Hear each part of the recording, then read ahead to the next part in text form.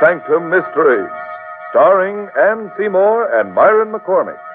Brought to you by the makers of Carter's Little Liver Pills, the best friend to your sunny disposition.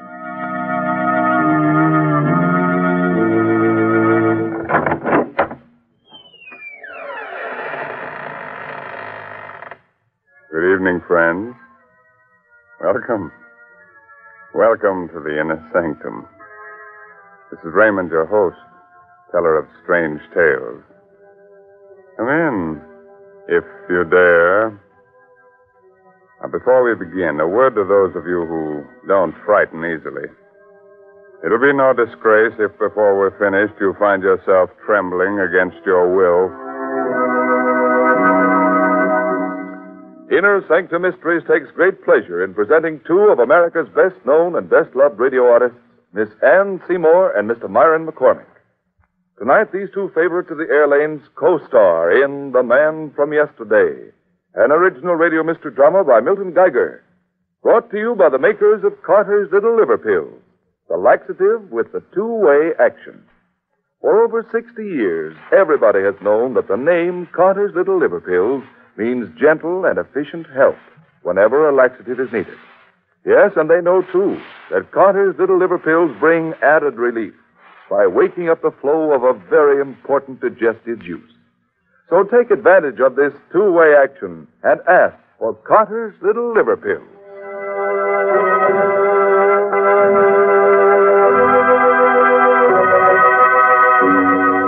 Do you like to have your hair stand on end?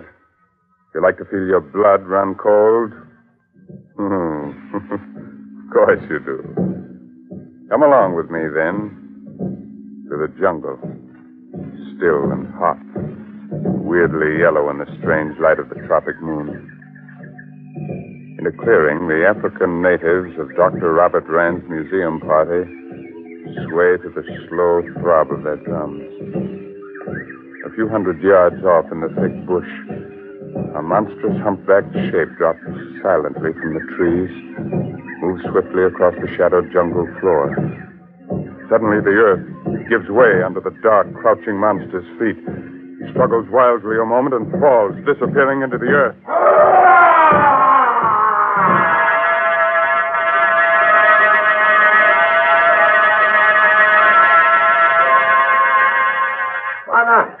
Wanna run?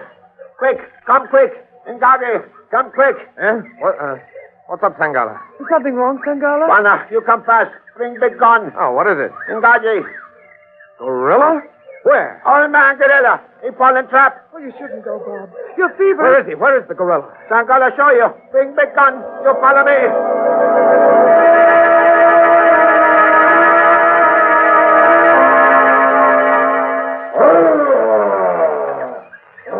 Can you see him down there, Bob? Can I see him? What a fellow. What a prize he'd be for Professor Converse at the museum. A full-grown gorilla. Ruth, we've got to get this fellow home, alive. Oh, Bob, it's dangerous. You're ill. Must you? Converse would never forgive me if I didn't. Bob, What is it? the gorilla hasn't made a sound for some time now. That's right. Turn the flashlight down there, will you, Ruth? That's very strange. Is he hurt? No. But look at him. See how he stares up at me. Yes. And such steady, knowing, intelligent eyes. Almost human. Yes. Gazing so steadily into my own. Unflinching.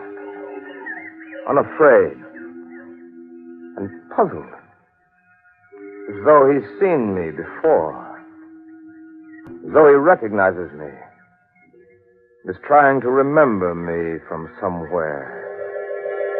Sometime.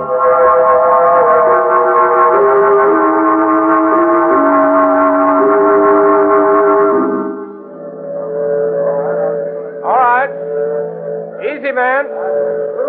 All the way. Ah, it's exciting, isn't it? Nerve-wracking, moving a great ape from where he obviously belongs to where he obviously doesn't. All right, hold it, man. Keep the cage from swinging as it comes down to deck level. All right. Lower away. Easy there now. All right. Good. That does it, men. Now cast away the lowering chains and begin closing the hatch. We'll be right up. I'm tired, Bob. A little. But it's a relief to have Ngaji safely stowed away down here. Ngaji. It's a musical name, isn't it? Means gorilla.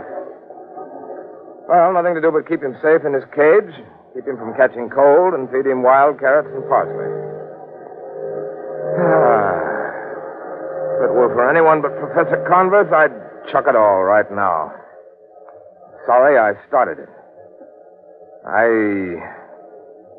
I don't like him, Ngaji. Oh, he's a gentleman and a scholar. Don't talk playful nonsense about him, Ruth. He's a killer. He is not. I happen to know. What do you mean you happen to know? Have you been around his cage again lately? Well, I've been teaching him a few simple tricks, if that's what you mean. What do you call a simple trick? Well, for example, shaking hands with a lady. Ruth, you haven't. I have, and is my arm torn from its socket? It is not. Ruth, don't you understand? You can't make friends with a gorilla. You can't compromise with the jungle. Ngaji is clever and he's dangerous. He'll watch with those beady little eyes of his. He'll wait with that tricky little brain of his. Until his time comes. Now, don't give him his chance, Ruth. Oh, you're not well, Bob. And so you magnify the dangers and the menace of the jungle and all that bookish stuff. All out of proportion to... Well, what's the matter? Look at him. He's been watching me all the time. See how he stares at me? Never batting an eye. Never moving a hair. Watching me. Matching my gaze, stare for stare. Oh, come out of it, Bob. Been like this from the moment we captured him. Ruth, that abysmal brute knows something. Darling, this stuffy ship's hold is getting you. Let's go and feed some quinine, huh? Very well. What'll I do with Ngaji back home? That's Professor Converse's problem, and he's welcome. Up the ladder with you.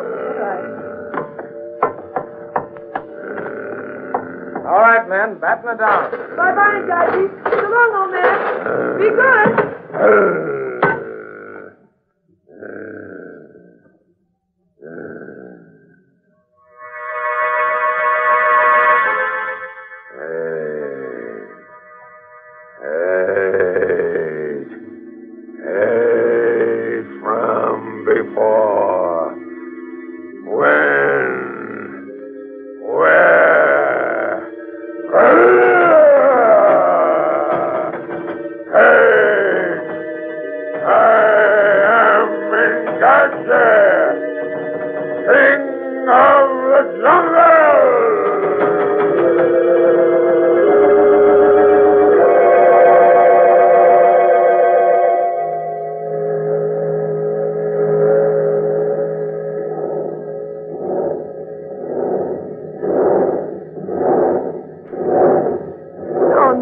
Ngaji. The other hand.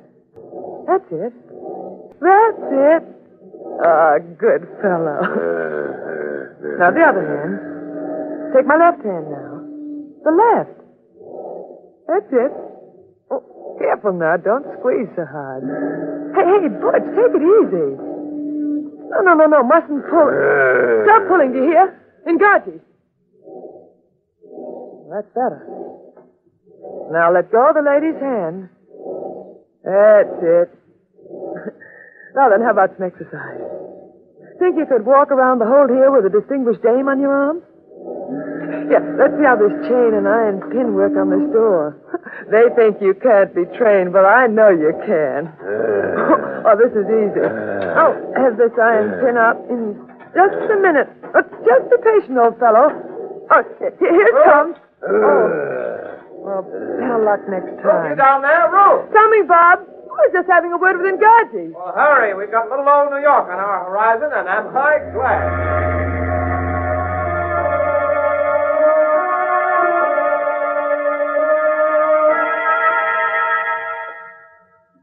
That's very Very kind of you, Professor Converse, putting Ruth and me up at the museum like this. Not at all.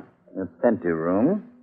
Besides, I want to keep an eye on that fever of yours, because you won't. Well, nevertheless, Professor, we won't impose on your hospitality a moment more than it takes us to get settled again here in America. Yeah. Here's another door. After you, Rand. Thank you.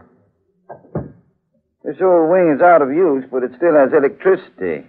And what's more important, heat. So the zoo can build proper quarters for Engadji, we'd better keep him in here where the temperature is even. I've been thinking, Professor. These oak doors wouldn't be any problem at all to Engadji if he happened to get on the loose. True. The door closing off this old wing from the new building is really made of iron. I see. So, unless your gorillas of the armor-piercing variety, pretty safe. Here's next to the last door. This used to be our dinosaur room. A huge room. Well, here we are. Royal Suite itself. Ruth, what are you doing in here? I'm talking to Engadji. Hello, Professor. I shouldn't become too familiar with Engadji, Mrs. Rand. Oh, he's quite gentle. You know what he does now? He takes the rings off my fingers and then gives them back. Takes the rings off your fingers. Ruth, come on, let's get out of here. All right. You're rougher than a 500-pound ape. He's a real gentleman. Look at him. Look how he presses his face between the bars. To get a closer look at me. And it's been like that since... By George, I'll give him a good look at Don't me. get too close, Rand. Now, careful. Well, he doesn't know you well, Bob. Bob! There, you ugly brute. Take a look. Take a good long look. Well, what do you see? All right, he missed me. Could have shattered your skull with that blow, Rand. But it's only because he doesn't know you, Bob. He does know me. He looked into my face, and he saw something. What did he see?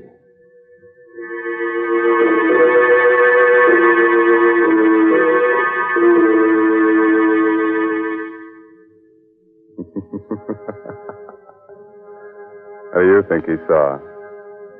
Well, I'm no fortune teller. I'm only Raymond, your host here in the inner sanctum. But I can tell you he must have seen something. But what was it? That's the big question. Yes, and when that logy, dull, sluggish feeling tells us that a laxative may be needed, the big question is, what laxative will do you the most good? Lots of folks have answered the question successfully by taking Carter's Little Liver Pills. Why? Because Carter's Little Liver Pills offer help in these two effective ways. One, they help relieve irregularity in an efficient, thorough, yet gentle manner.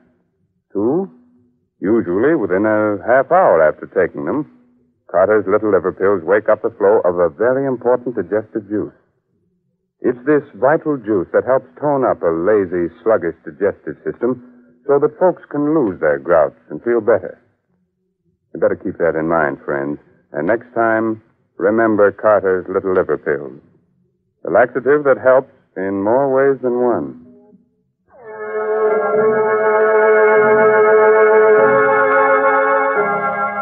All right. Do you still want to know what the man from yesterday saw when he looked into Rand's face? You'll be sorry, but you asked for it. So let's go into Engadji's cage with him now, as he listens to a strange, mysterious voice. Engadji, Lord of the Jungle, do you hear me? Do you hear, Engadji? Do you hear the jungle speak?